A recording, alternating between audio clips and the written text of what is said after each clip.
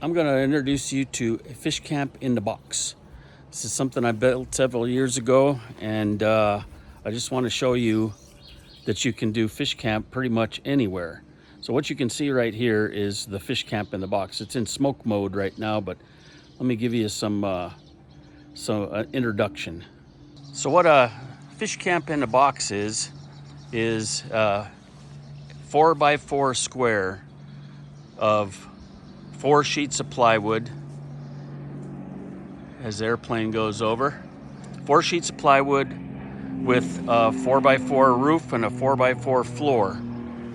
And what it has here, let me just pull this off here. It has 4 what I like to call wings.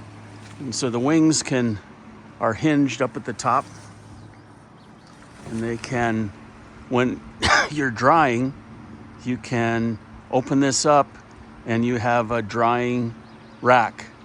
And then when the fish are ready to go, then you close them, and then you have a smoke rack, smokehouse.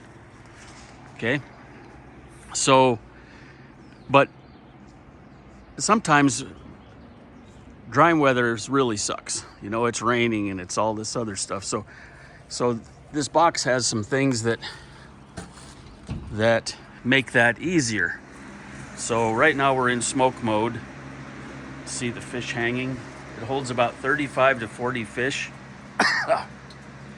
But what we have in here is we have a oil heater from Amazon and a fan from Amazon, hot plate from Amazon.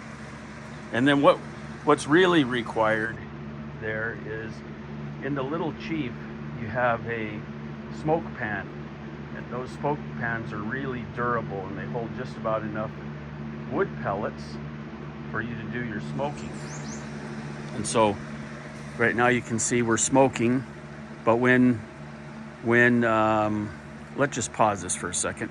So now I'm in drying rack mode, and it looks like these 2x4s that are leaned up against the smokehouse are, just happenstance, but they're not, because they do a lot of different things.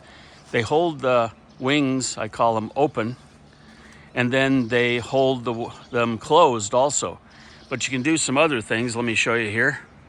You can have it just a little bit open. So here, maybe it's,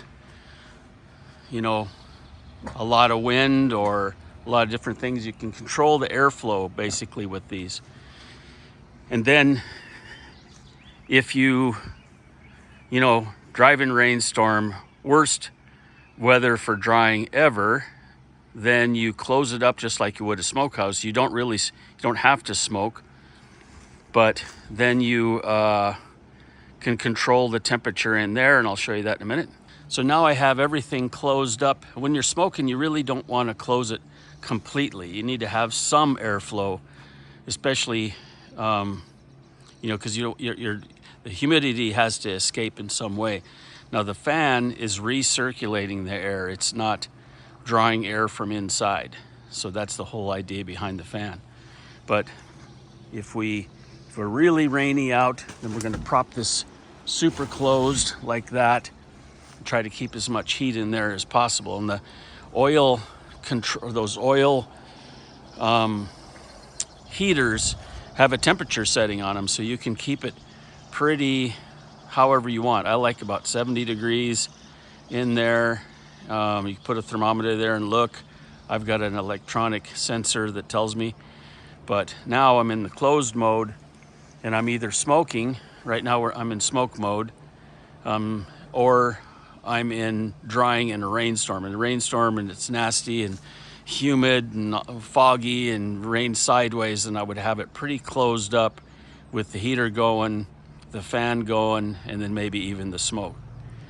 But what happened, I've had this thing working in a driving rainstorm, and inside was drying like no problem. So it's a little bit more difficult, but nothing like when you're at fish camp and you're trying to figure out what to do to keep your fish warm. So that's fish camp in a box. and it holds about 35 to 40 fish hanging. I'll show you one little feature of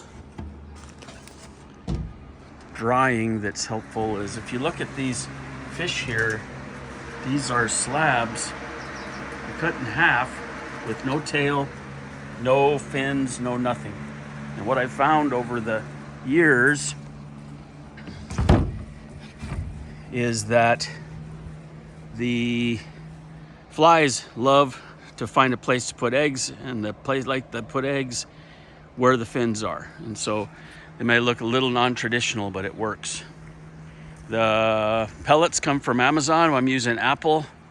I love apple, and it tastes pretty much like willow. And I'll put the descriptions of all the stuff and some plans in the description at some point. In terms of drying racks, what you have is two levels. You have the lower level and an upper level. And so there's 1, 2, 3, 4 there. And what do we have here?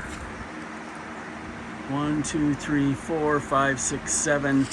We could put a couple more there actually. So 7 and 4 is 11. So you have about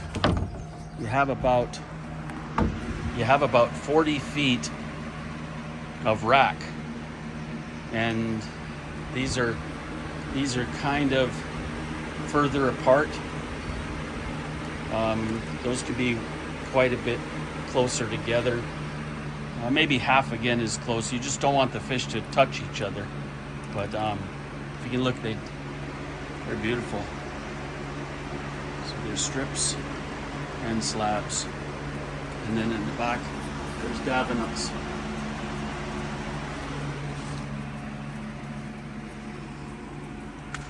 The thing is that not everybody has a fish camp, and not everybody has a lot of space. And I think you put this up anywhere. I've put them up, one up right against, close to, not right up against, but close to a house, so you can keep track of your fish without, if you don't have a fish camp and you don't have a boat, and you have somebody that's willing to give you some fish, you have everything you need to do traditional Yupik style smoke dried fish or dry fish throughout the year. I mean, throughout the summer, I should say. But in the fall and the spring, the box is used sometimes to hang pike. Oftentimes it ends up being a store room, though protected from the snow. But this box is a little over, I guess it's 8 years old now. And so it's had quite a few seasons of learning and different things like that. I came up with the trying to figure out the fly issue, because when it's really warm, there's flies that can really ruin your day. They'll lay eggs on the fish, and then next thing you know, you've got maggots and that kind of thing, and that's gross, yes, because they'll spoil your fish. But the removing the bones really helped a lot. I think what's different about the slabs that you saw in there is that they're hung from the tail, which is non-traditional. I found that works quite a bit better because the tail dries faster. And then the other thing I'm using wood as the rods.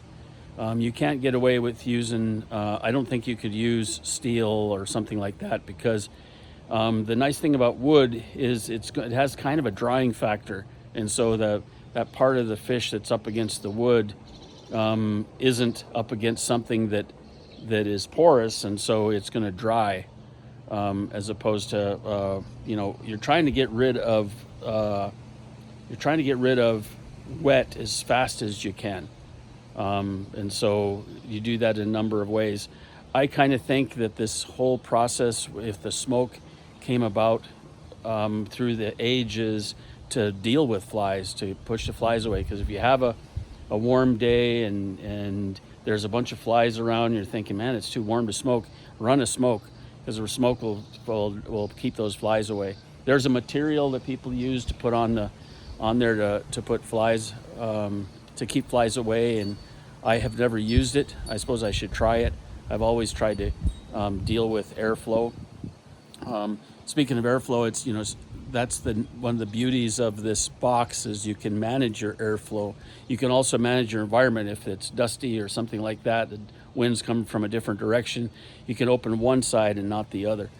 So there's a lot of advantages to this thing, and I'll put some plans together and hopefully give it a try. I should probably mention that I'm not inexperienced, and I spent over 20 years doing fish camp every year. Our family put fish up every year, and we learned through the process. I actually learned before my wife did. And she's was from Nunapachuk. I wanted to know how to do it, and I wanted my family to have a fish camp and be as traditional as possible, and to continue that tradition that my father-in-law and his family had continued. And so I learned the hard way with a lot of mistakes, and I had a friend help me some, and a lot of experimenting until I learned how to run the ulok and how to cut the fish and all the different things. And it's a lot of work. There's a lot of expense to that too, you know, boat gas and nets, and there's a lot of things. But aside from the expense, which is minor really in terms of the advantage of a fish camp, it's a beautiful place, it's a beautiful experience, and I wouldn't trade it for anything. This came about because, you know, life changes, and you know, the kids move away, and there's just not as much need for the full fish camp. It's really tough to do it by yourself, and so by doing it this way, it gives you an alternative. You know, that's the big thing. It's giving you an alternative. We fished and shared and learned, and, you know, we did the whole thing for a very long time, and I wouldn't trade that for anything. But this is an alternative that allows you to keep going, or if you don't have the resources, give you an alternative to have access to dry fish. You know, the fish is very healthy for you, and the process is very healthy for you. But I wanted to mention that, you know, I'm not an old greenhorn, you know. I started from the bottom, not knowing anything. I sunk my net as soon as no one could show me anything. So I'm gonna take this net out, and of course I get it all tangled up. And thank God my best friend Alfred, you know, showed me how to learn to do the fishing part, and then his wife showed me how to do some of the fish preparation and maintenance, you know, because there's a lot of maintenance to this whole thing to keep the fish from spoiling. And so after, you know, that many years, I'm blessed to know and have learned all that goes through with the process. And now what I've done is kind of apply that process to something that I think is more reaching to those that might not have it. I mean, I think you could do this in the city. I know you could do it in different places, but it's not that expensive overall. So it gives you an advantage I shouldn't say advantage, but it gives you access, and it gives us an advantage by allowing you to learn like I did. You know, it's not easy, and then prepare and share, which is it's our whole culture out here. So I thought I'd mention that, you know, who is this guy? Well, this guy's someone that has spent the time at fish camp and has come up with a kind of a innovative way to keep going. I better quit before these bugs eat me to death. But I thought I'd mention that. It's important. Alrighty. See ya. Go salmon. Or whatever. Is it go dry fish or dry fish nation? My guard dog, because he's a guard dog. But they're cut in. Ooh, that smoke.